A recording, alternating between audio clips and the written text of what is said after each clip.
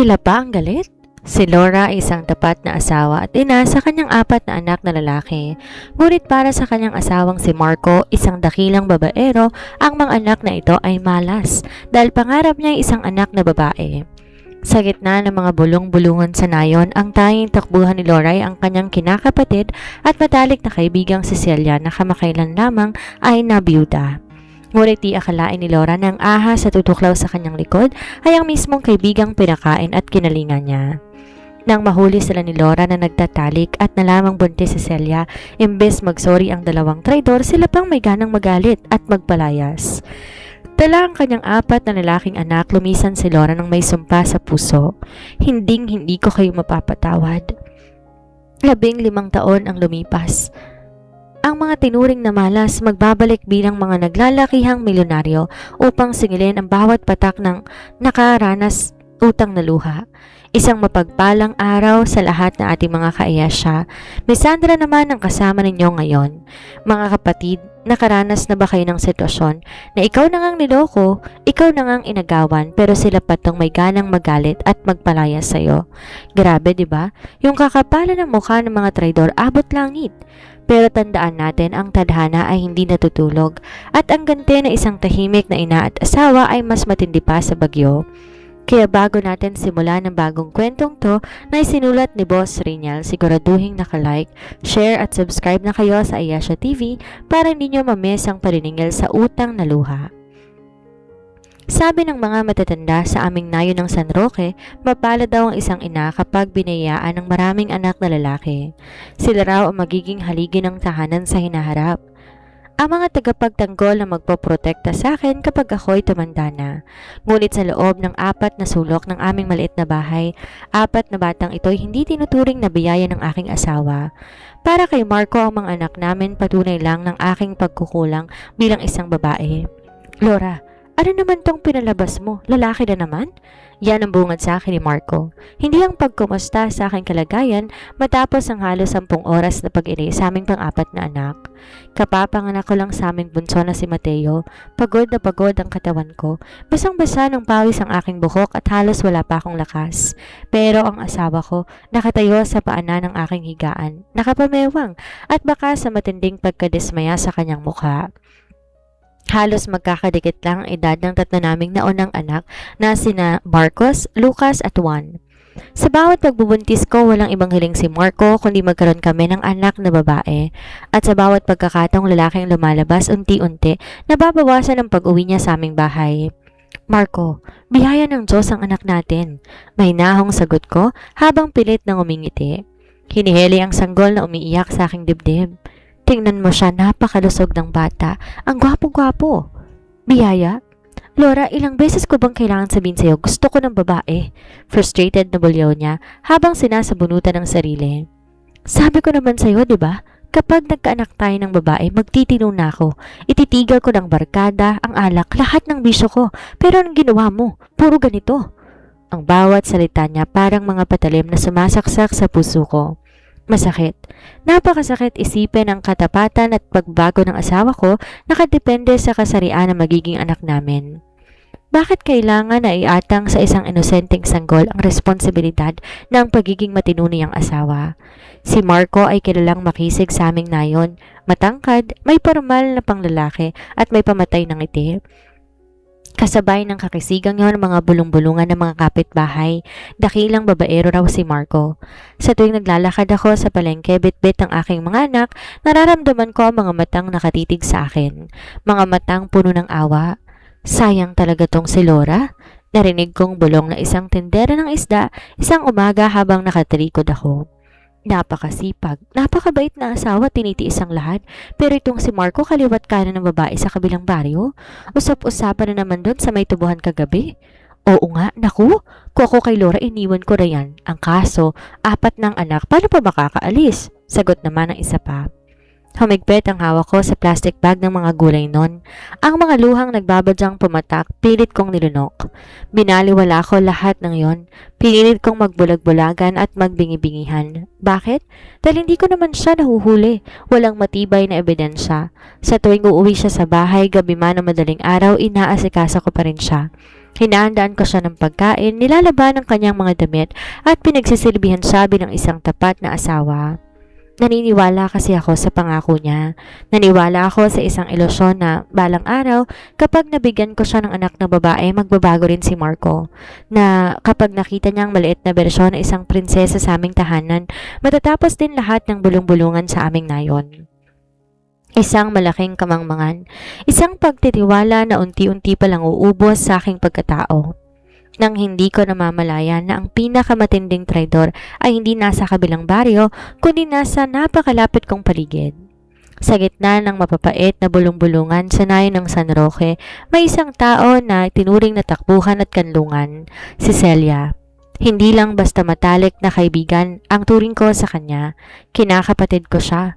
Ang mga magulang namin ay magkasabay na tumanda bilang magkaibigan at halos magkapit-bahay lamang kami nung mga bata pa kami.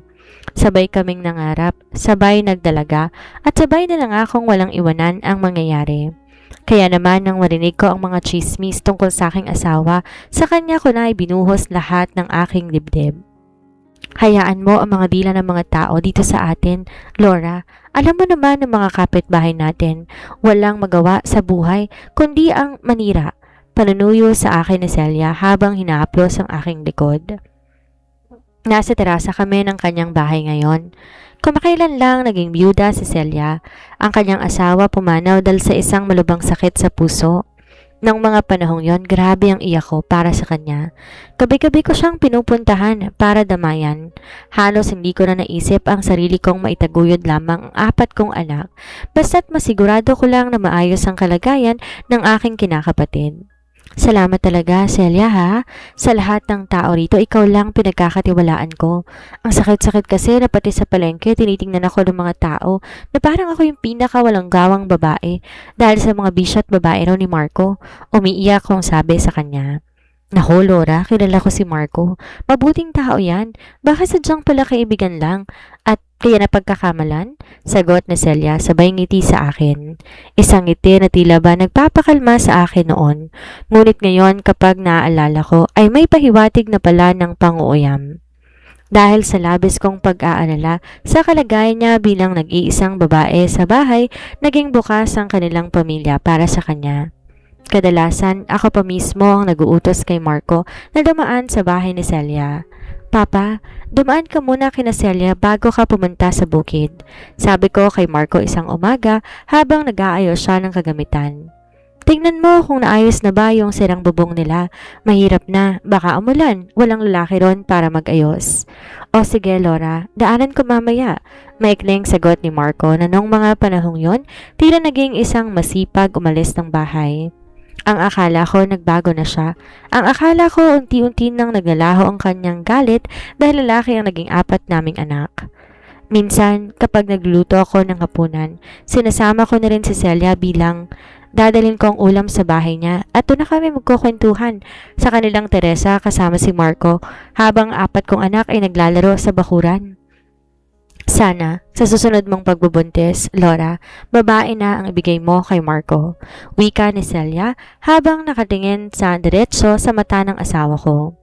Para naman, sumaya na tong si Marco at di na naghahanap ng kung ano sa labas. Yan nga ang dinarasal ko, Celia, sagot ko naman habang abala sa pag-aayos ng lamesa. Kaso, natatakot na rin ako. Sabi ni Marco kapag lalaki pa rin daw ang panlima, baka hindi na siya umuwi dito. Huwag kang mag-alala, Laura. Kapag hindi siya umuwi sa'yo, alam mo namang may matutuluyan siya. Sabi ni Celia sabay tawa ng mahina. Natawa rin si Marco. At ako, bilang isang tangang asawa na may buong tiwala sa kanyang kinakapatid ay nakitawa na rin. Ang akala ko isang biruan lang ang mga taong magkakapamilyang turingan. Hindi ko alam, ang upuan ko saan ako nakaupo, unti-unti nang sinusunog ng 2 taong pinakamamahal ko. Ang mga simpleng pagtulong ni Marco sa bahay ni Celia, ang pag-iigib ng tubig, ang pag-aayos ng bakod, ang paghatid sa kanya sa bayan kapag namamalengke ay hindi pala kawang gawa. Yun ay ang mga sandali ng pagtataksil na ginagawa nila sa mismong ilalim ng aking mga mata.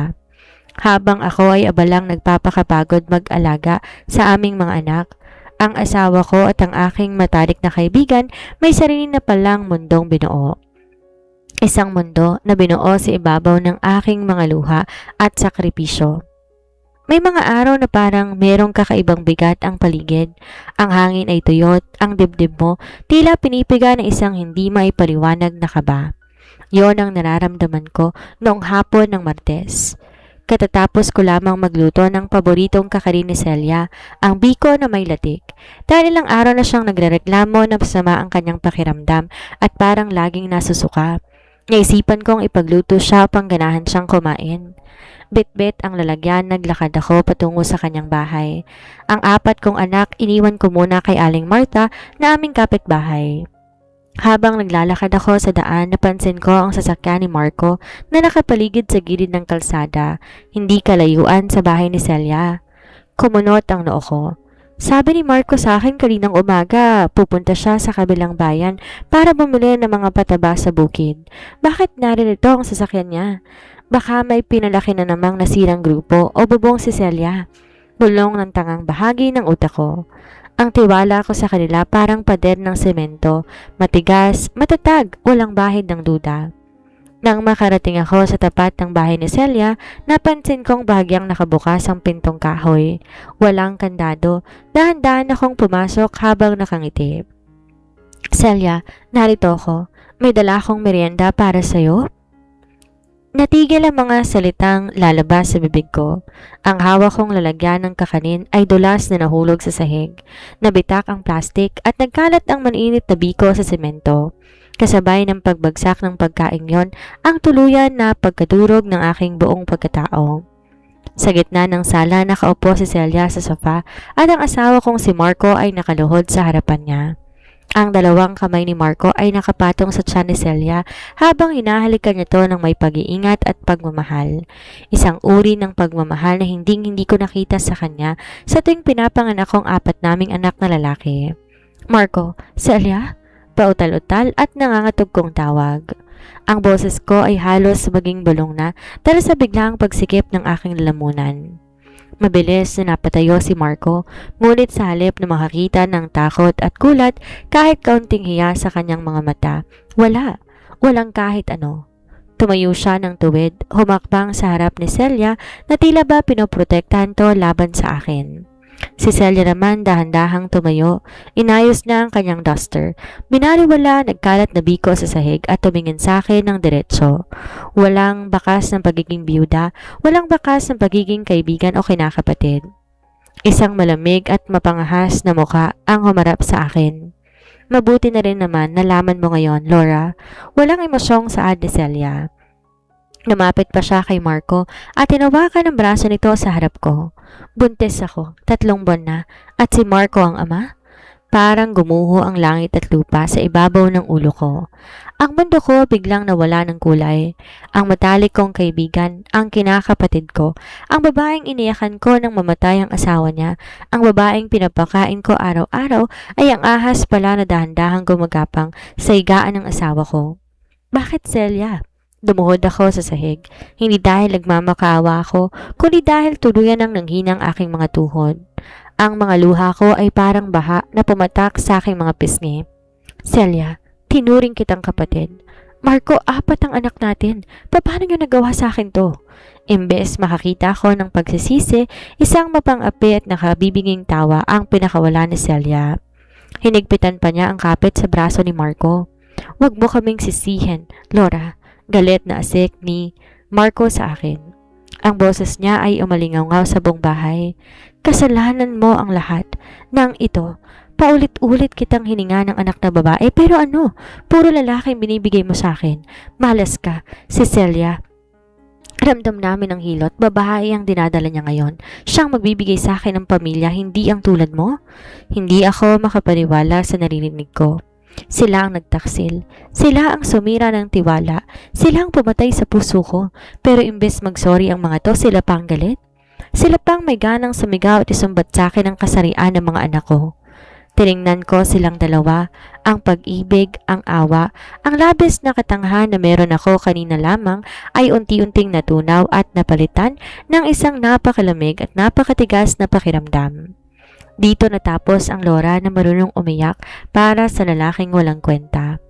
Habang nakaluhod ako sa harap ng kanilang kwarto, nang kawalan ng kahiya, may isang sumpang na buo sa puso ko. Hindi ko sila mapapatawad at sisiguraduhin ko sa bawat patak ng luha ko ngayon isang imperyo ng pagdurusa ang ibabalik ko sa kanila. Ang kapal ng mukha ay may iba't ibang mukha, ngunit ang pinakamatindi ay ang mukha ng dalawang tao na nahuli mo na sa aktor ng kataksilan. Pero sila pang may ganang magtaas ng boses. Dahan-dahan akong tumayo mula sa pagkakaluhod sa sahig. Pinahid kong luha sa aking mga pisngi gamit ang likod ng aking palad. Hindi dahil humupa ng sakit, kundi dahil napagtanto ko ng bawat patak ng luha ko ay sayang lang kung sa harap ng dalawang demonyong ito papatak. Kasalanan ko? Ulit ko sa sinabi ni Marco. Ang boses ko hindi nangangatal. Ito ay malamig at matalim. Kasalanan ko na naging tapat akong asawa sa iyo, Marco. Kasalanan kong inalagaan kong 4 na anak natin habang ikaw nang bababae. At ikaw, Celia, kasalanan ko ba na tinuring kitang kapatid, na pinakain kita nung namatay ang asawa mo? Sumusumbat ka pa ngayon, Laura. Sigal sa akin ni Celia. Humakbang siya paitaas mula sa tabi ni Marco. Ang kanyang mga mata ay nanlilisik sa galit. Huwag mong ipamukha sa akin ang mga tulong mo. Kung hindi dahil kay Marco, matagal na akong nagutom. At huwag mo kong makinakapatid dyan. Matagal ko nang gusto si Marco. Bago mo pa siya naging asawa, nauna ako. Dora, ikaw ang umagaw sa kanya ka sa akin. Isang malaking kasinungalingan. Isang baluktot na katwiran ng isang desperadang dahas. Si Marco ang lumapit sa akin noon. Si Marco ang nanligaw at si Celia pa nga ang naging tulay namin. Ngayon, binabaliktad niya ang kasaysayan para lang bigyang matuwid ang kanilang kasalanan. Umagaw? Napatawa ako ng mabait.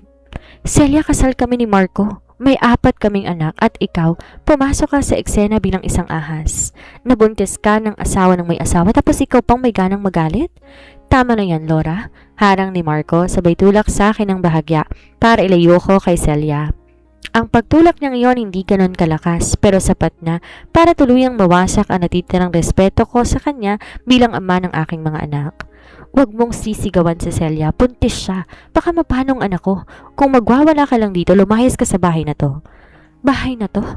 Marco, nakakalimutan mo na ba kung kanino galing ang lupang kinatitirikan ng bahay na to ni Celia? Sa mga magulang ko. Sigaw ko sa mukha niya. At ang perang ginamit nyo pambili ng mga gamit dito, galing sa kita ng bukid na ako ang nagpapakapagod mag-asikaso habang ikaw nagsusugal at naglalasing. Wala akong pakialam, bulyaw muli ni Marco. Hinawakan niya ako sa braso na napakahigpit hanggang bumuo ng kanyang mga daliri sa aking balat. Magmula ngayon wala ka ng asawa at kung ako sa'yo mag-impake ka na doon sa bahay natin. Dahil na si Celia nang titira doon kasama ng magiging anak kong babae. Ang 4 na lalaking yan, isama mo. Puro kayo mga malas sa buhay ko. Puro kami malas. Ang sarili niyang mga anak, ang mga dugong nagmula sa kanya, tinawag niyang malas dalang sa hindi sila babae. Tinignan ko sa Celia na nakatayo sa likod ni Marco. May mapang-aping ngiti sa kanyang mga labi. Tila ba nanalo siya sa isang malaking paligsahan. Tumingin naman ako kay Marco, ang lalaking pinangakuan kong mamahalin hanggang sa huli. Ang mukha niya ay puro ng puot at walang kahit katiting na awa. Sige, sabi ko na napakahinahon, habang pilit kong inaalis ang kamay niya sa braso ko. Gusto niyo akong palayasin? Gusto niyong bahay? Ibibigay ko sa inyo. Pero tandaan niyong 2 ang araw na to. Tinitigan ko sila isa-isa. Tinatak ko sa aking isipan ang kanilang mukha ng kawalang hiyaan. Marco, Celia, ang akala ninyo tapos na ang kwento. Pero nagsisimula pa lamang. Ang bawat luhang pumapatak sa akin ngayon ay sisingilin ko sa inyo ng may interes. Hindi ko kayo mapapatawad. Kahit lumuhod kayo sa harapan ko balang araw na duguan, hindi ko kayo titingnan. Tumalikod ako. Nalipasan kong nagkalat na biko sa sahig. Naglakad ako palabas sa bahay na yon ng may matatag na hakbang. Ang Laura na tanga at madasalin ay namatay na sa loob ng silid na yon. At ang Laura na palaban at palabas na handang magiganti ang siyang naglalakad ngayon pabalik sa 4 niyang totoong kayamanan, ang aking tapat na 4 na anak na lalaki. Ang Lorang palaban at handang magiganti ang siyang naglalakad ngayon pabalik sa 4 niyang totoong kayamanan, ang aking 4 na anak na lalaki. Paglabas ko sa bahay ni Celia, hindi ako tumakbo, hindi rin ako sumigaw. Bawat takbang ko pabalik sa aming tahanan ay mabigat, ngunit may dalang kakaibang tapang. Ang hangin na humahampas sa aking mukha ay tila nagpapagising sa akin mula sa isang nakakahabang panaginip. Ang panaginip na magbabago pa ang isang tulad ni Marco. Nang makarating ako sa tapat ng bahay ni Aling Marta, nakita ko ang 4 kong anak na lalaki. Si Marcos, ang 11 taong gulang kong panganay, ay abalang tinutulungan ng 7 taong gulang na si Lucas sa pagbuo ng laruan na gawa sa tansan. Habang ang 5 taong gulang na si Juan ay karga-karga ang sanggol na si Mateo na nooy mahimbing ang tulog. Nang makita ko ni Marcos, agad siyang tumakbo patungo sa akin. Ang kanyang mga mata puno ng inosenteng kagalakan. "Mama, nasan po yung kakanin na dala mo kay Tita Celia? Binigyan ka po ba niya ng mangga?" Masayang tanong ng panganay ko. Nanginig ang aking ibabang labi, ngunit pinilit kong lunukin ang bikig sa aking lalamunan. Ngumiti ako ng pilit at tinahaplos ang buhok ni Marcos. "Wala na, anak. Naubos na natin. Halina kayo. Uwi na tayo sa bahay. May gagawin si Mama." Nagpasalamat ako kay Aling Martha at agad kinaladkad ang aking 4 na anak pabalik sa aming lumang bahay. Ang bahay na binuo ko sa pamamagitan ng sarili kong pawis.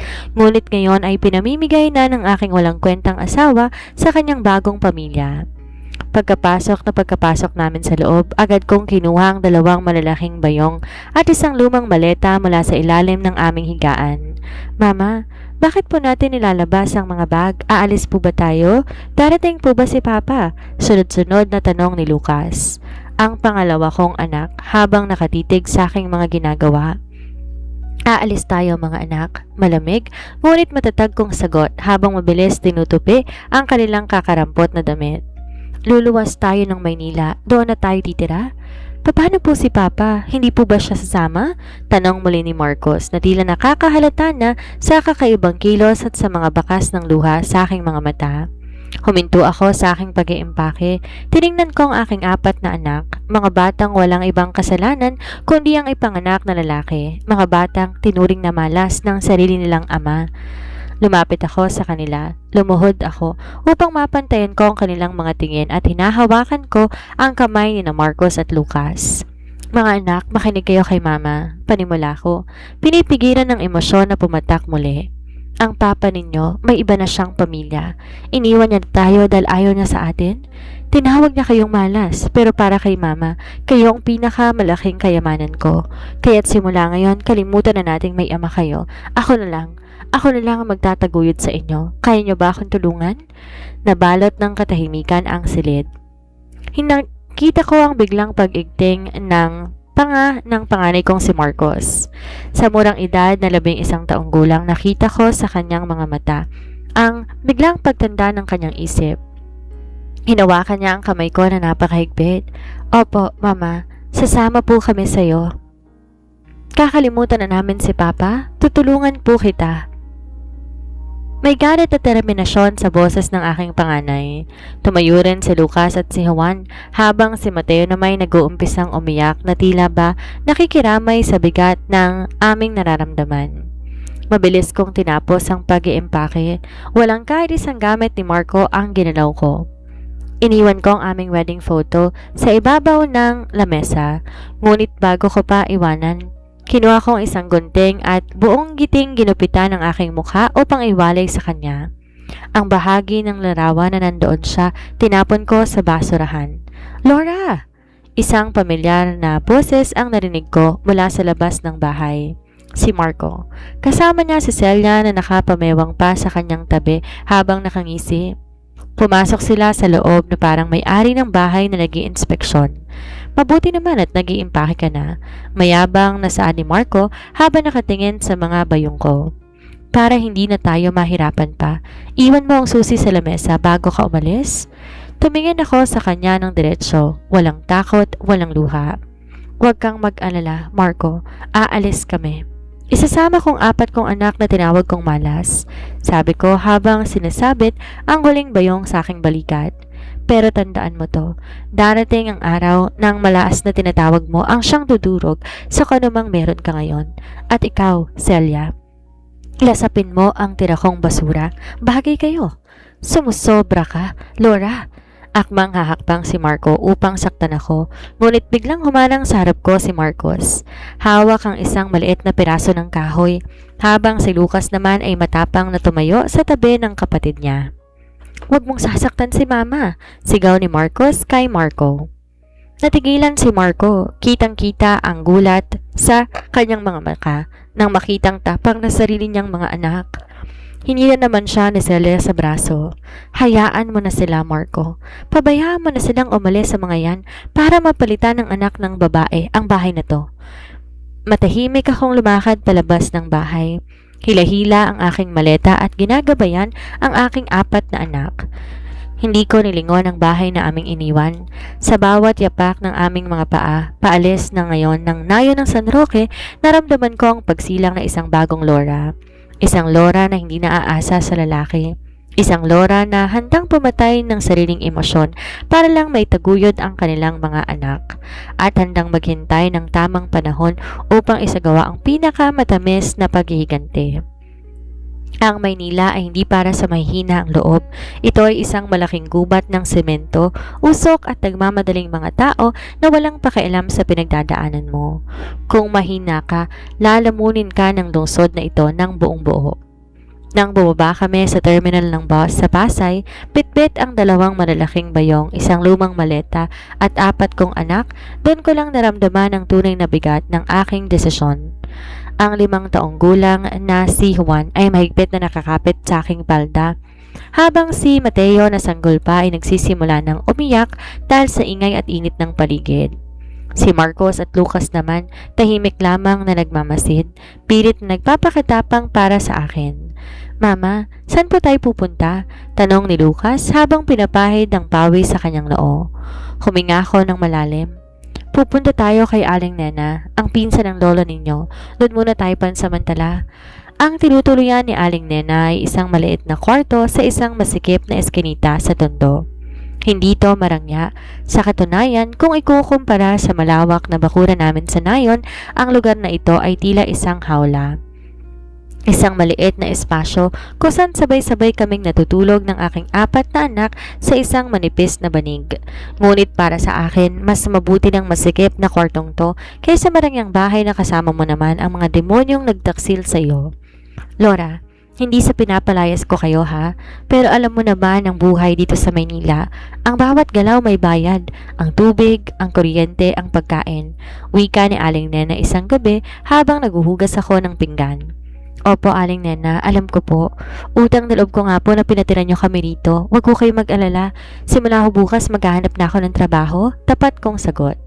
Ngunit hindi madali ang maghanap ng trabaho kapag may 4 kang anak na maliliit at wala kang natapos na kurso sa kolehiyo.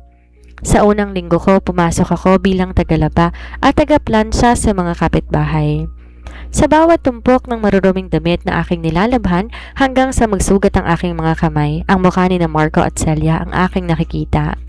Ang bawat piga ko sa basang pinti ng pantalon parang pagpiga ko sa leg ng asawa kong walang hiya. Ang bawat tapni ng sabon sa aking mga sugat ay nagpapaalala sa akin ng utang na luha na dapat nilang bayaran. Dahil hindi sapat ang kita sa paglalaba, nag-isip ako ng ibang paraan.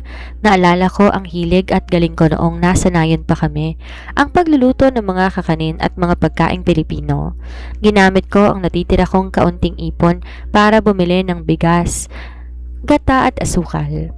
Madaling araw pa lamang habang mahimbing pang natutulog ang aking mga anak, gising na ako para magbilog na para sa karaoke, magbalot ng suman at magluto ng kakanin. Sa umaga, bago pumasok sa paaralan sina Marcos at Lucas, inilalatag ko ang aking maliit na kariton sa tapat ng isang pampublikong paaralan malapit sa mga opisina.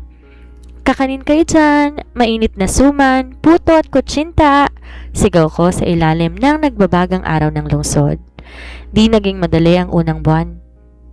May mga araw na hinahabol kami ng mga barangay tanod dahil bawal daw magtinda sa gilid ng daan. May mga araw na umuulan at nababasa ang aking mga paninda, pero tuwing nakakaramdam ako ng pagod, tinitingnan ko lang ang 4 kong anak. Si Marcos, sa murang edad niya, ay natutong mag-alaga sa kanyang mga kapatid kapag wala ako. Siyang nagpapakain kay Juan at nagpapadede sa sanggol na si Mateo gamit ang perang kinikita ko. Walang reklamo ang aking mga anak.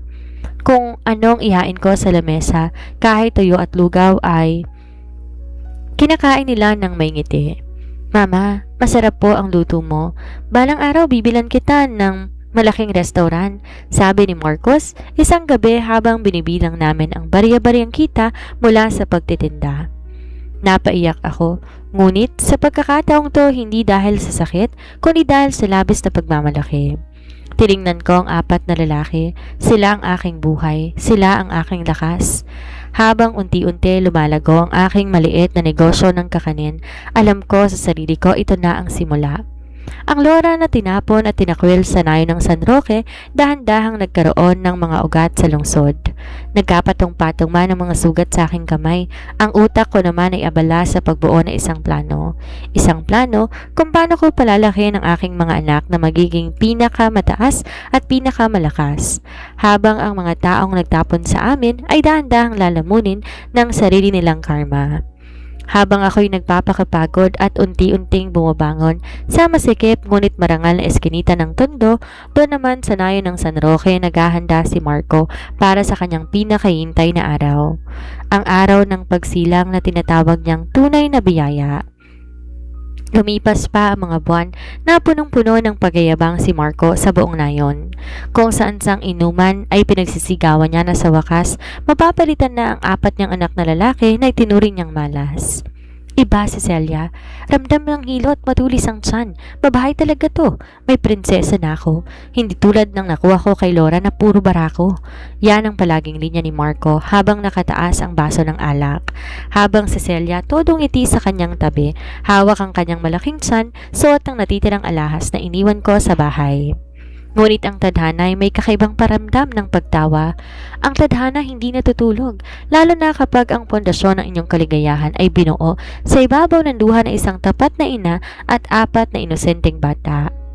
Isang gabi ng Biyernes, nakaramdam na matinding sakit sa tiyan si Celia.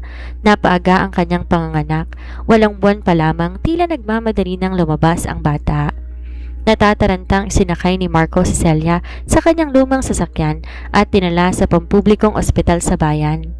Buong magdamag pabalik-balik si Marco sa labas ng delivery room. Ang kanyang puso tibok ng tibok sa kaba, ngunit higit sa kaba ito ay magagandang damit. Ang batang magiging patunay na tamang pagpapalayas niya sa akin. Madaling araw, nang bumukas ang pinto ng delivery room, lumabas ang doktor na may pagod na muka. Dok, kamusta po? Ang anak ko po, babae ba? Sunod-sunod na tanong ni Marco. Halos hawakan ng balikat ng doktor sa labis na pananabik. Tumingin ang doktor kay Marco. May kakaibang antas ng pag-aalangan sa kanyang mga mata. Ligtas ang ina, Mr. San Jose. At ang anak mo, malusog naman siya. Medyo maliit lang dahil kulang sa buwan pero maayos ang vital signs. Babae po ba, Dok? Babae? Pagpipilit ni Marco. Di alintana ang kalusugan ng bata, basta't ang kasarian lamang ang mahalaga sa kanya. Sumama ka sa akin sa nursery, Mr. San Jose? Seryosong sagot ng doktor. Sumunod si Marco, halos tumatakbo sa hallway ng ospital. Nang makarating sila sa tapat ng malalaking salamin ng nursery room, tinuro ng doktor ang isang sanggol na nakabalot sa asul na kumot. Yan ang anak mo, Mr. San Jose. Isang malusog na sanggol na lalaki. Lalaki? Parang binuhusan na isang balde ng yelo si Marco. Nalaki ang kanyang mga mata, napakapit siya sa salamin at umiling-iling. Hindi maaari, Dok. Nagkakamali kayo. Sabi ng hilot ngayon sa amin, babae to. Babae ang hinihingi ko. Tiyak nagkapalit ang mga bata dyan. Mr. San Jose, walang ibang nanganak sa oras na ito kundi ang asawa mo lang. Walang nagkapalit. Lalaki ang anak mo? Mariing sagot ng doktor bago to tumalikod at iniwan si Marco na tulala. Hindi pa doon natapos ang laro ng tadhana.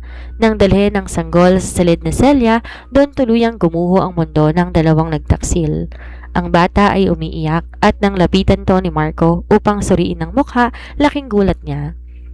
Ang bata walang kahit anong kamukha kay Marco. Ang hugis ng ilong, ang singkit ng mata at ang hubog ng mukha ay kamukhang kamukha ng yumaong asawa ni Celia. Celia, nanginginig ang boses ni Marco habang nakaturo sa sanggol. Bakit? Bakit kamukha ng dati mong asawa ang batang ito? Kailan pa kayo nagsimulang magtaksil sa akin bago siya mamatay? Ano bang sinasabi mo, Marco? Natatarantang sabi ni Celia habang namumutla ang kanyang mga labi. Anak mo yan. Nagkataon lang siguro na nakuha sa unang asawa ko dahil magkasama kami noon.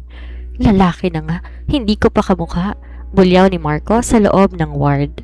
Di alintana ng ibang pasyente. Niloko mo ko, Celia. Ang sabi mo babae. Ang sabi mo magiging iba ng buhay natin. Sinira akong pamilya ko para sa'yo.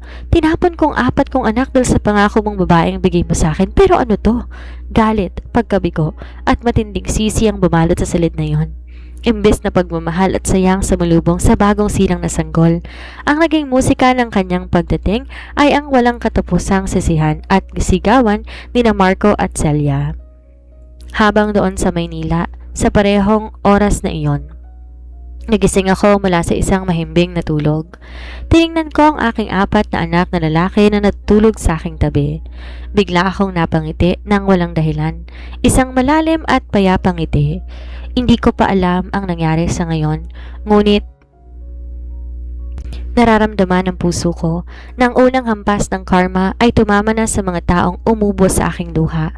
Kapag ang isang relasyon ay tinayo mo sa ibabaw ng kasalanan, pagtataksil at pagluha ng ibang tao, para ka lang nagtayo ng isang bahay sa ibabaw ng buhangin. Sa isang sulyap maganda, pero sa unang hampas ng bagyo tiyak naguguho. Ganito mismo ang nangyari sa buhay ni Marco at Celia sa nayon ng San Roque.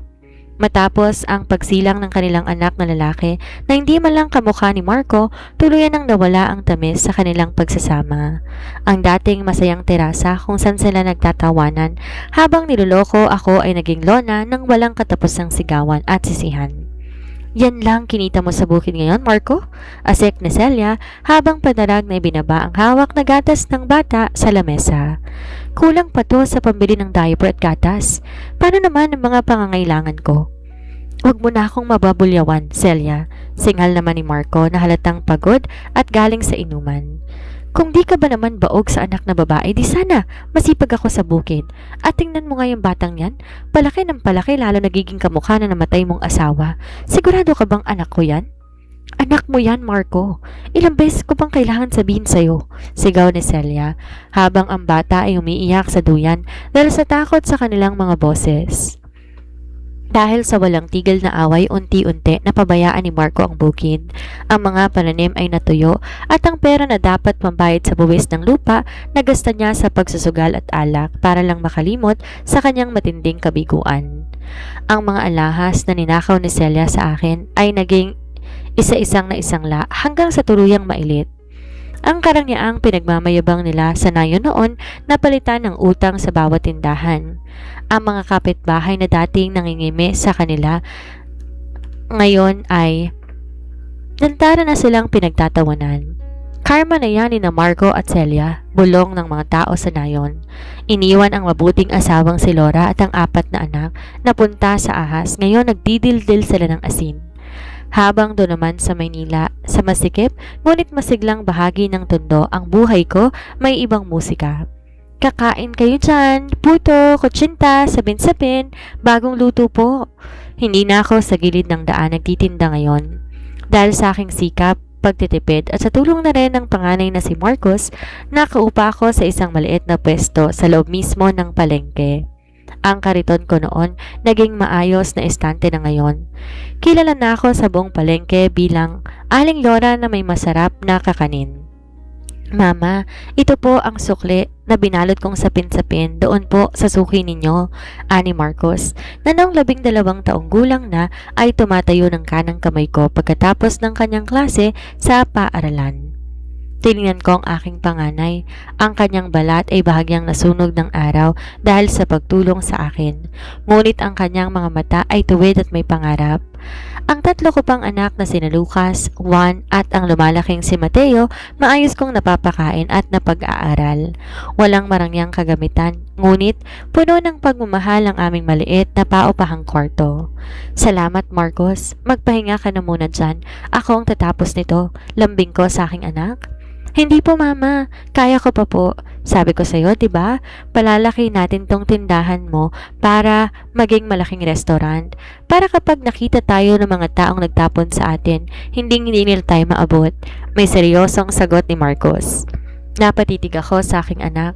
Ang puot na tinanim ko sa kanila laban sa kanilang ama hindi naging lason kundi naging gasolina upang magsumikap sila sa buhay.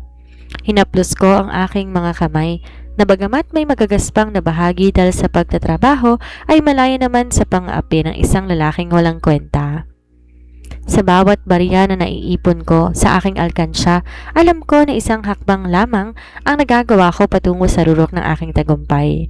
Habang sina Marco at Celia ay abalang winawasak ang sarili nilang mga buhay sa nayon, ako naman abalang nagtatayo ng isang kaharian kasama ng aking 4 na malas na anak. At kapag matatag na ang kahariang ito, doon ko sila haharapin upang pakita ko anong uri ng babae ang kanilang tinapon. Mabilis ang patak ng panahon kapag ikaw ay abala sa pagbuo ng iyong mga pangarap. Ang mga taong lumipas ay hindi ko naramdaman bilang isang pasakit kundi bilang mga baitang ng hagdan patungo sa rurok ng tagumpay na binuo ko gamit ang sarili kong mga kamay. 15 taon. 15 taon ang mabilis na nagdaan mula nang lisanin ko ang nayon ng San Roque, bitbit ang aking 4 na anak na lalaki, ang 2 bayong ng damit at ang pusong sugatan. Ang maliit na pwesto ko sa palengke sa Tondo noon, ngayon isa ng malaking korporasyon ng mga restaurant at catering services sa buong Maynila, ang Laura's Traditional Culinary Group. Hindi na ako ang babaeng may sugat-sugat na kamay dahil sa pagkaskas ng kawali at pagkababad sa gata. Ngayon, suot ko na ang mamahaling kasuotan. Maayos ang aking buhok at ang aking mga kamay na papalamutian ng mga tunay na hiyas na nabili ko mula sa aking sariling pawis. Ngunit higit sa kayamanan at karangyang tinatamasa ko ngayon, ang aking pinakamalaking tagumpay ay nakatayo sa aking harapan. Ang aking 4 na anak na lalaki, ang 4 na barako na tinawag sa kanilang sariling ama na malas at puro pabigat. Mama, narito na po ang financial report para sa bagong branch natin sa Makati. Ani Marcos ang aking panganay. Sa edad na 26 na taon, si Marcos ay isa ng ganap na business manager at executive officer ng aming kumpanya. Matangkad, gwapo, formal at may matalinghagang mga mata. Siya ang utak sa likod ng pagkakalawak ng aming negosyo. Wala siyang bisyo. At ang tanging focus niya alagaan ako at ang kanyang mga kapatid. Salamat, Marcos. Ipatong mo muna dyan. Nakangiti kong sagot habang nakaupo sa aking marangyang swivel chair sa loob ng aking opisina. Mama, tingnan mo to.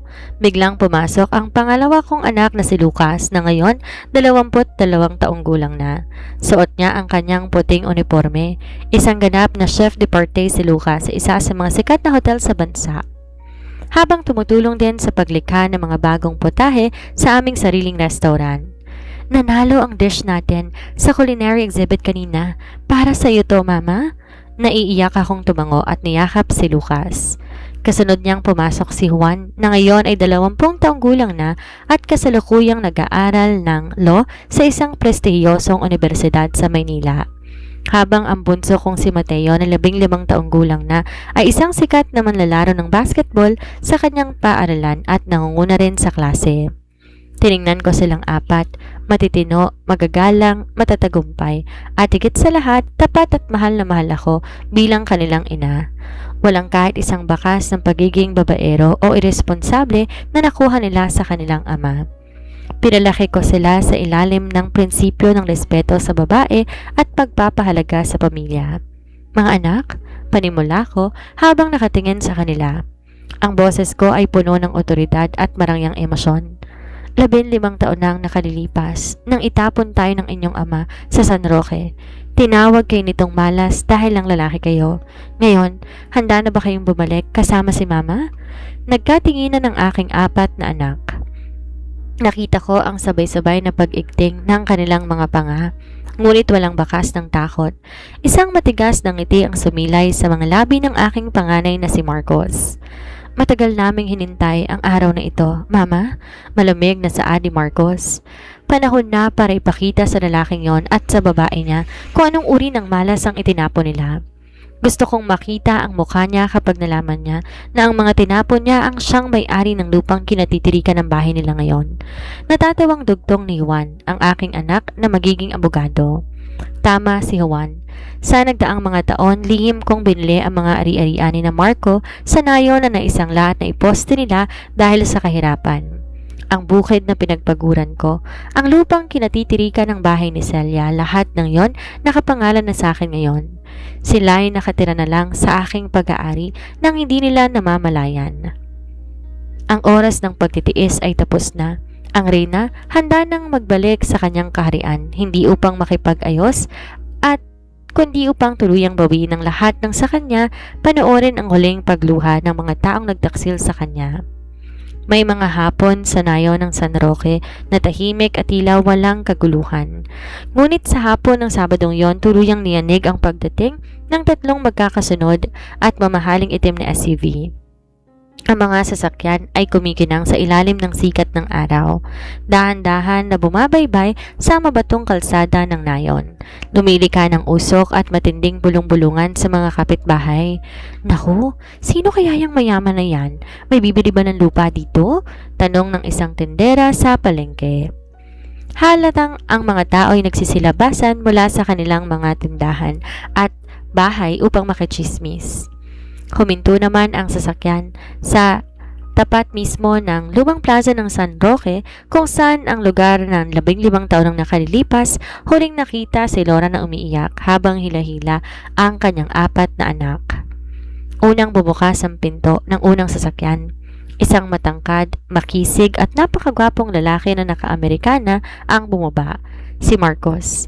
Kasunod niya ang 3 pang naglalakihang mga lalaki na animay mga modelo sa kanilang mga mamahaling kasuotan, sina Lucas, Juan at Mateo. Ang 4 na barako ay sabay-sabay na tumatayo sa gilid ng pinto ng pagdating ng sasakyan. Tila may mga bodyguard na nag-aabang sa pagbaba ng isang reyna. Dahan-dahan bumukas ang pinto. Isang pares ng mamahaling takong ang unang tumapak sa semento. Kasunod nito ang pagbaba ng isang babaeng nagdala ng walang katumbas na otoridad at ganda. Suot ang isang eleganteng kulay krema na kasuotan. May suot na mamahaling salamin sa mata at may mga tunay na hiya sa leeg at daliri. Ako yon, si Laura. Diyos ko, si Laura ba yan? Bulong ng isang matandang kapitbahay na nakakilala sa akin. Ang dating asawa ni Marco na nilayasan siya, ang yaman-yaman na niya. At tingnan mo yung 4 na lalaki, sila ba yung mga anak niyang maliliit pa noon? Ang gugwapo, mukhang mga milyonaryo. Sagot naman ng isa pa. Tumingin ako sa paligid. Ang nayo na tila hindi nagbago, ngunit ang mga tao dito nanginginig na sa takot at sa paghanga sa aking harapan. Ngumiti ako ng bahagya, isang ngiti ng tagumpay. Pinahid ko ang salamin at hinarap ang aking mga anak. Marcos, Juan, nasaan ang dokumento na lupang pinuntahan natin? Tanong sa aking mga anak. Narito po, Mama, sagot ni Juan, ang aking anak na magiging abogado habang hawak ang isang makapal na folder. Lahat ng lupa dito, kabilang ang bukid at ang bahay ko sa nakatirang tatay natin, legal na pong pagmamayari ng kumpanya mo. Mabuti, pumunta na tayo ron. Gusto kong makita kung paano mamuhay ang aking mga nangungupahan. Malamig kong utos. Habang naglalakad kami patungo sa lumang bahay ni Celia, isang pamilyar na figura ang nakita kong naglalakad mula sa kalsada. Isang lalaking may hula sa mukha, nakasuot ng luma at maruming t-shirt, may bitbit na basket ng mga patapong gulay, at talatang matanda na sa edad niya, si Marco. Natigilan si Marco na makita ang marangyang parada ng mga tao sa kanyang daan. Nang magtamang aming mga mata, nanlaki ang kanyang mga mata. Nalaglag ang hawak niyang basket at napanganga siya sa gulat. Laura? Pautal-utal niyang tawag. Tiningnan ko siya mula ulo hanggang paa. Ang dating makisig na lalaking pinagmamayabang niya noon ay isang lanta at dugyot na matanda na ngayon na tila pinaparusahan ng bawat segundong lumipas sa kanyang buhay. Sino ka? Malamig kong tanong. Tila ba hindi ko siya kilala? Laura, ako to, si Marco, ang asawa mo. Hakbang niya pa itaas, ngunit bago pa man siya makalapit sa akin, hinarangan na siya ng malalaking katawan ni na Marcos at Lucas. Huwag kang lumapit sa mama mo kung ayaw mong mabali ang mga buto mo. Mariin at nanginginig sa galit na saan ni Marcos. Ang kanyang boses ay puno ng otoridad na nagpaurong kay Marco. Tiningnan ni Marco ang 4 na lalaking nakaharang sa kanya. Doon lang niya napagtanto, ang 4 na lalaking to ay ang 4 niyang anak na tinapon niya. Ang mga malas na itinuring niya, ngayon nakatayo sa harap niya bilang mga higante na hindi niya kayang abutin. Marcos, Lucas, mga anak ko, naiiyak na sabi ni Marco, pilit na umaabot sa kanila. Wala kaming ama, sagot ni Lucas nang may pait. Ang ama namin matagal nang patay at ang kaharap mo ngayon ay may-ari ng buong buhay mo. Sa mismong sandaling yon, lumabas si Celia mula sa kanyang lumang bahay. Mukhang losyang, guskusing duster ang suot at meron kasamang 15 taong gulang na batang lalaki na sisingkit-singkit ang mata, ang kanyang anak. Na makita niya ako, natulala rin siya at ang kanyang mukha ay agad na nabalot ng matinding kahihiyan at takot. Hinarap ko silang dalawa. Ang pagbabalik ko ay hindi para magmakaawa o makipag-away. Ang pagbabalik ko ay upang simula ng huling pagbawi sa lahat ng utang na luha. Ang marangyang pagbabalik ko sa nayon ng San Roque ay naging metsa na isang malaking usap-usapan. Ang dating buhay ni Celia at Marco na paliligiran ngayon ng aking mga tauhan, habang ang mga kapitbahay ay nakasubaybay sa bawat galaw ng aming pamilya. Kinabukasan, habang nagkakape ako sa terasa ng isang malaking restaurant na ipinatayo ko rin sa bayan, nakita ko ang pagdating ng isang pamilyar na anino, si Marco. Hindi na siya ang mapagmataas na lalaki na sumisigaw sa akin laban sa aking mga anak. Ngayon, lumalapit siyang nakayoko ang ulo. Suot ang kanyang pinakamaayos na ngunit kupas na polo shirt. Ang kanyang mga hakbang ay tila ba humihingi ng tawad sa bawat tapak sa lupa. Laura, pautal-utal na tawag ni Marco habang nakatayo sa labas ng gate ng restaurant. Hindi siya pinapapasok ng aking mga gwardya. Binaba ko ang aking tasa ng kape. Tiningnan ko siya ng walang kahit anong emosyon. Papasukin niyo siya. Utos ko sa aking mga bodyguard. Dahan-dahang lumapit si Marco sa aking lamesa. Nang makalapit siya, bigla siyang lumuhod sa aking harapan. Ang kanyang mga kamay ay nanginginig habang pilit na umaabot sa aking mga sapatos. Laura, patawarin mo ako.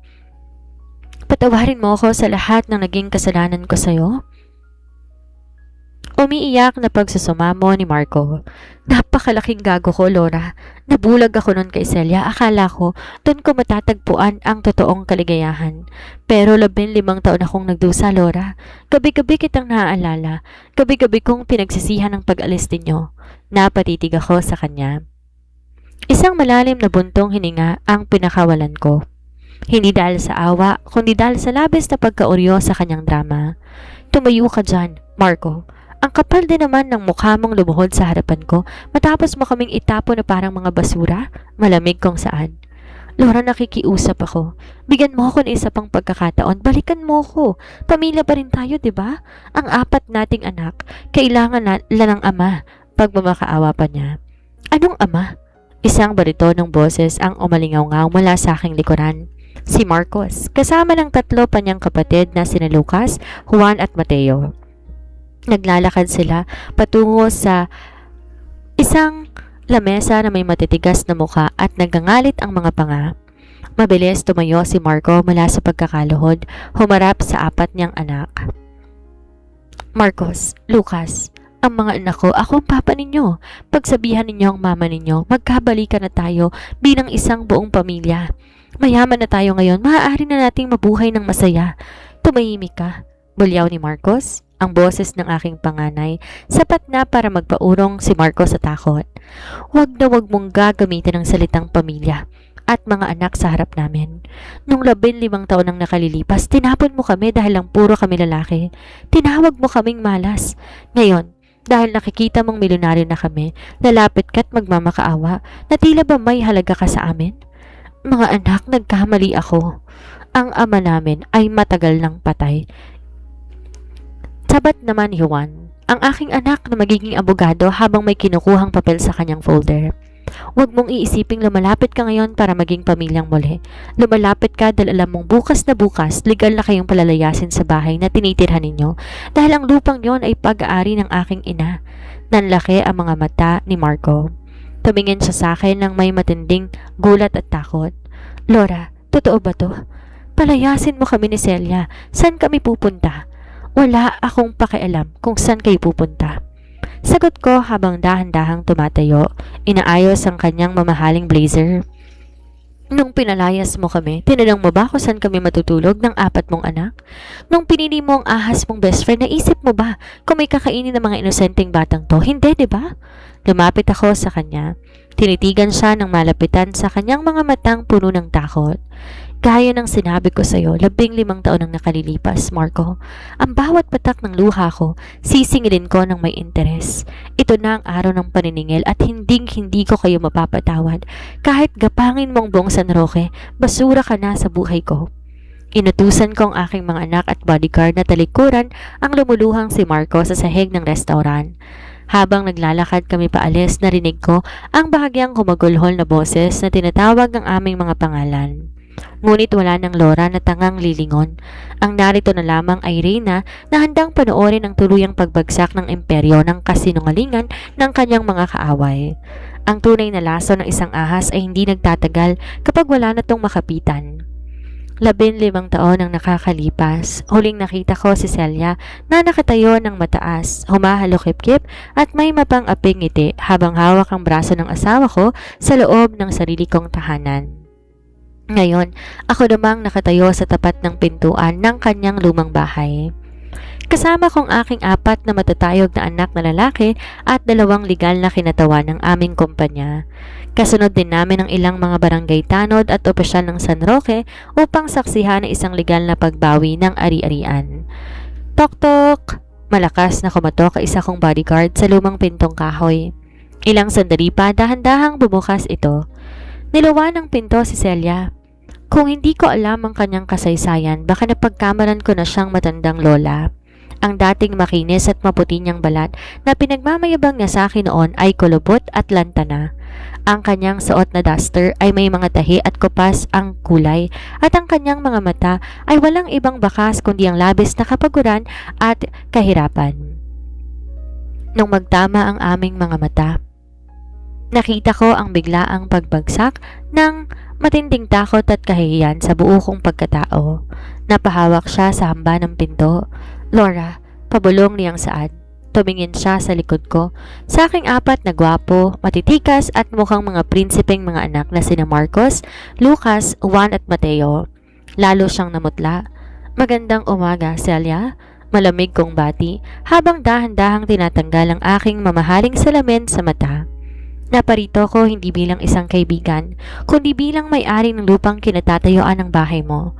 Inabot sa akin ni Juan ang aking anak na maging abogado, ang isang makapal na papel.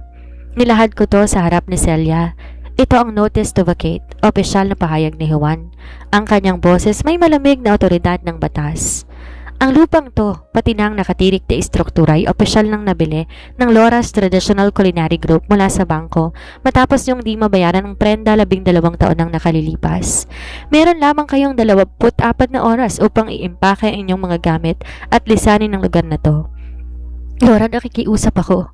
Biglang sumigaw si Celia, lumuhod sa aking harapan. Sa mismong semento ko saan 15 taon nang nakalilipas, nahulog ang kakanin na pinagluto ko para sa kanya. Umiiyak niyang hinawakan ang laylayan ng aking kasuotan. Patawarin mo ako, Laura. Kinakapatid mo ako, di ba? Kaibigan mo ko. Nagkamali ako noon, nabulag ako kay Marco, pero parang awa mo na. Huwag mo kaming palalayasin. Wala kaming mapupuntahan ng anak ko. Mula sa likod ni Celia, lumabas ang kanyang 15 taong gulang na anak na lalaki. Mukhang natatakot, walang magawa, kundi tingnan ang kanyang inang gumagapang sa lupa. Tiningnan ko si Celia mula sa itaas ng may matinding pandidiri. Marahan kong hinilang aking damit upang kumawala sa kanyang maruming kamay. Kinakapatid? Kaibigan? Napatawa ko ng bahagya. Isang tunog na walang kahit katiting na awa. Celia, nakalimutan mo na ba ang sinabi mo sa akin sa mismong silid na ito 15 taon na nakakalipas? Sinabihan mo ko na huwag kang makinakapatid dyan. Sinabi mo na ikaw ang nauna at ako ang umagaw kay Marco. Tinawag mong malas ang 4 kong anak na lalaki na ipinagmamayabang mo ang dinadala mo. Laura, desperada lamang ako noon.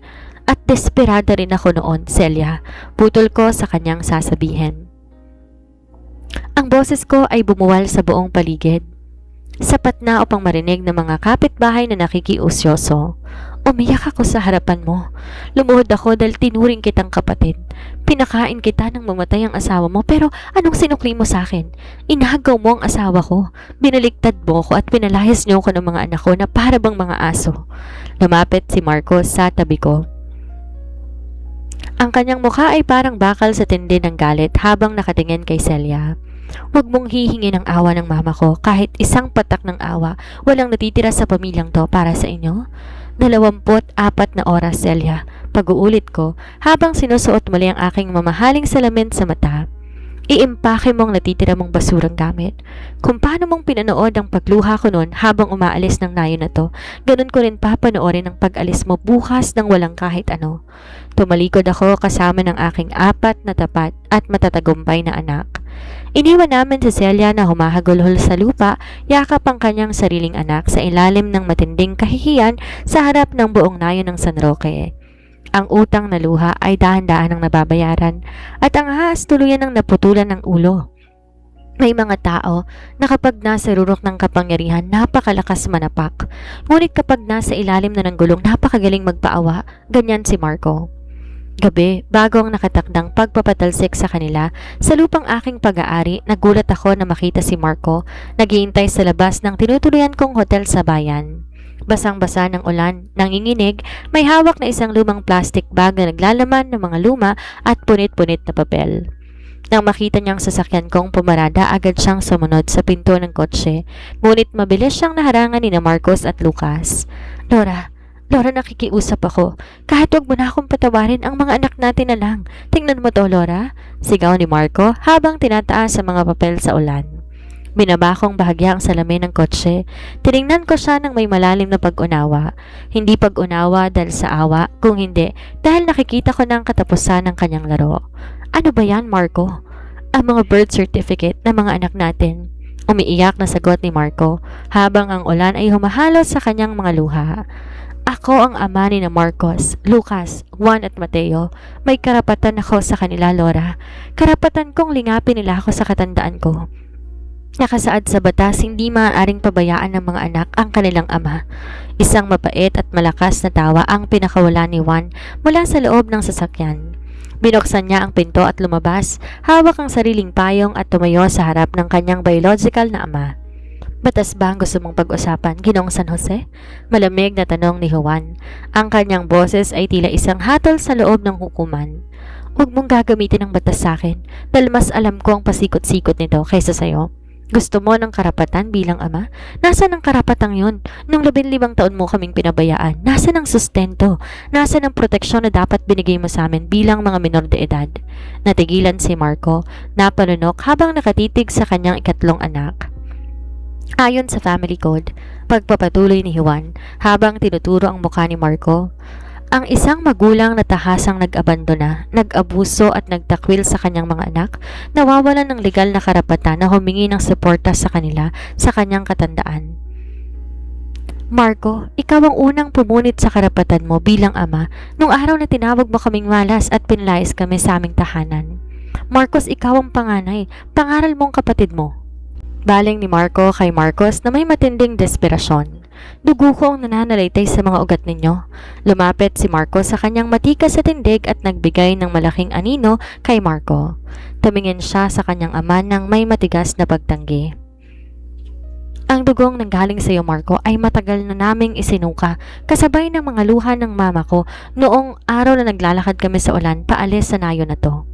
Mariing saad ni Marcos.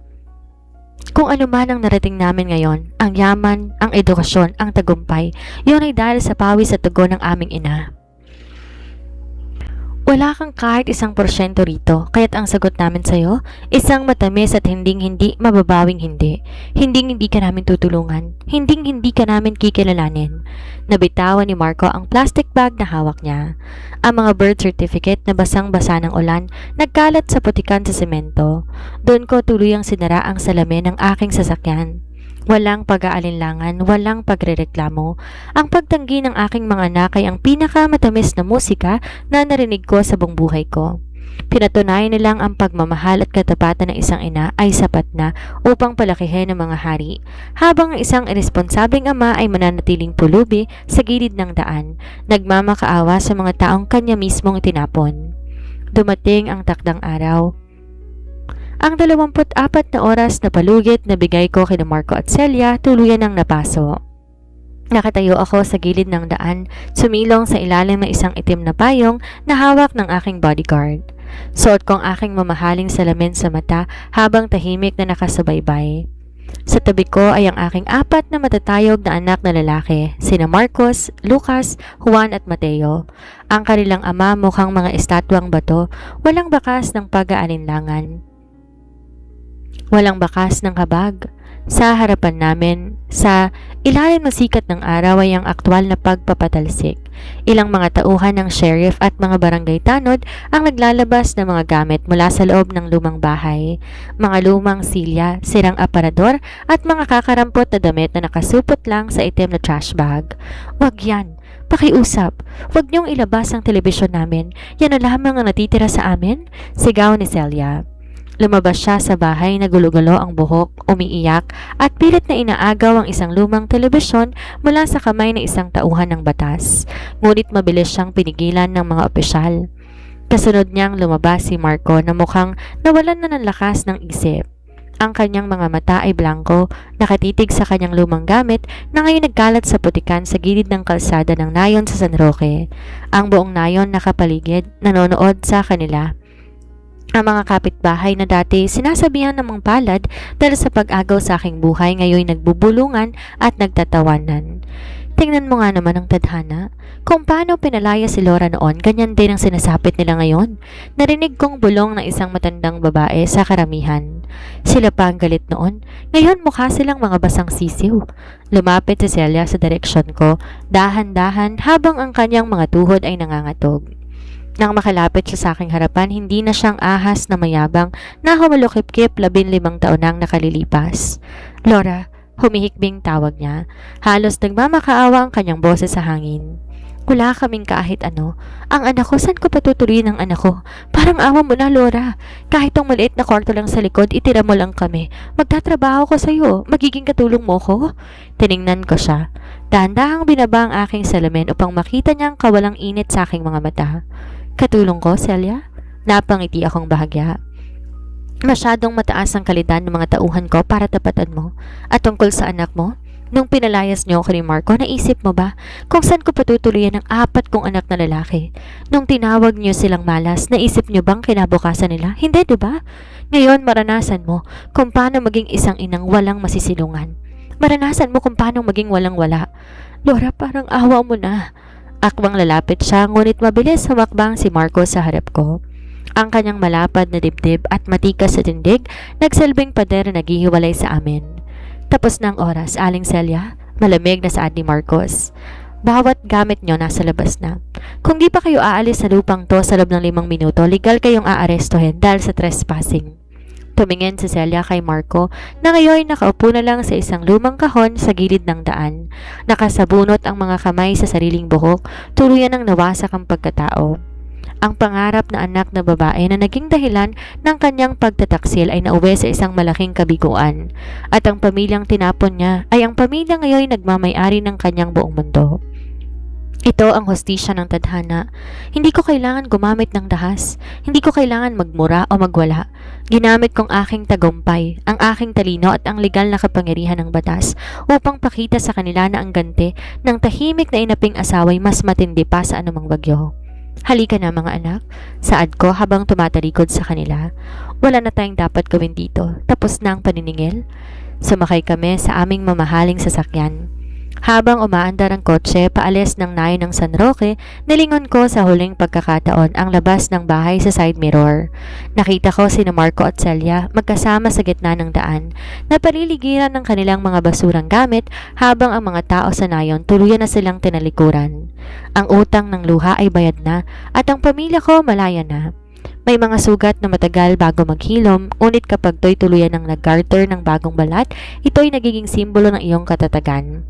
Ang nayo ng San Roque naging madilim na pahina ng aklat ng aking buhay. Isang pahinang tuluyan kong sinaran ng may kasiguraduhan at kapayapaan. Isang taon, matapos ng pagbawi sa mga ari-arian doon, mabilis kumalat ang balita na sina Marco at Celia lumipat sa isang malayong lalawigan. Nagdidildil ng asin, patuloy na nag-aaway sa bawat sentimo ng perang natitira sa kanila. Ang lalaking minsan walaki at ang babaeng naging ahas, tuloy ang nilamon ng kawalan ng pansin sa mundo. Hindi ko na sila inisip pa. Ang aking ganti tapos na at ang aking focus na sa aking kasalukuyan. Ngayon, nakatayo ako sa malawak na hardin ng aming bagong mansyon sa isang pribadong subdivision sa Maynila. Ang sikat ng araw ng linggong yon napakaliwanag, sumasalamin sa malinis na tubig ng aming swimming pool. Amoy na amoy sa paligid ang masasarap na potaheng niluluto para sa aming lingguhang salusalo ng pamilya. Mama, maupo ka na rito, huwag ka nang magpakapagod dyan. Malambing na tawag sa akin ni Lucas, suot ang kaswal niyang damit habang may dalang platito ng paboritong kong kakanin na may bagong modernong twist. Ang sarili niyang likha bilang isang sikat na chef. Naupo ako sa marangyang outdoor chair. Ilang sandali pa lumapit si Marcos, ang panganay na business manager. Dala ang laptop, ngunit agad sinarado nang makita ko. No work today, ma. Ngayong araw, puro kwentuhan lang tayo. Tama si Kuya Mama, saka may magandang balita ako. Nakangiting singit ni Juan ang ikatlo, habang seryosong suot ang kanyang salamin. Opisyal na akong nakapasa sa paunang pagsusuri sa law school. Konting taon na lang, ma, may abogado ka na sa pamilya. At ako naman, ma, nakuha ko ang MVP award sa tournament namin kahapon. Para sa ito, sabi ng 16 na taong gulang kong bunso na si Mateo, sabay abot na isang makinang na gintong tropeyo. Tiningnan ko silang apat, ang aking apat na anak na lalaki, ang aking mga barako, ang mga batang 15 taon ang nakalilipas, binitbit ko sa dalawang malaking bayong at lumang maleta habang umiiyak sa terminal ng bus. Ang mga batang tinawag ng kanilang sariling ama na mga malas at pabigat. Ngayon, silang pinakamalaki kong kaligayahan at kayamanan. Sila ang mga lalaking pinalaki kong may takot sa Diyos, may mataas na respeto sa kababaihan at matatag na prinsipyo sa buhay.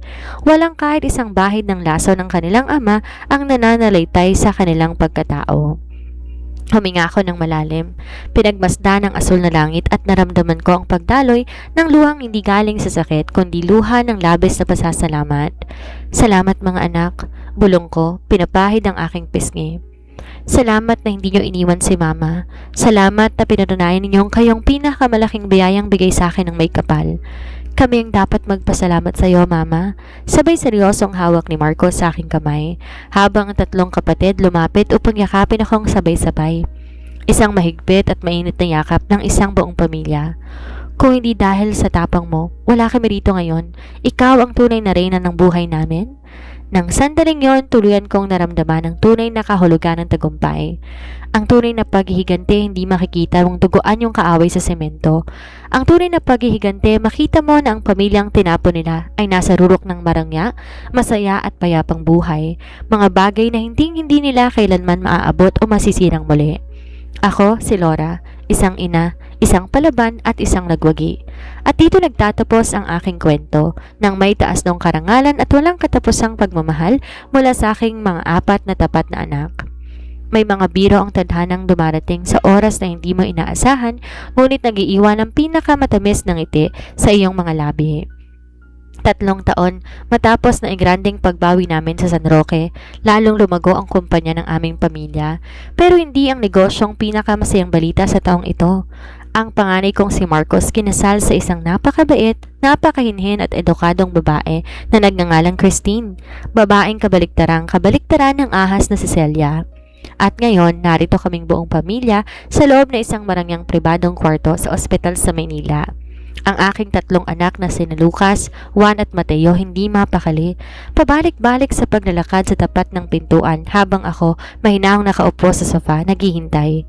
Kuya Marcos, ano na? Lalaki ba o babae? Excited na tanong ng bunso kong si Mateo nang sa wakas bumukas ang pinto ng delivery room at si Marcos suot ang kanyang hospital gown.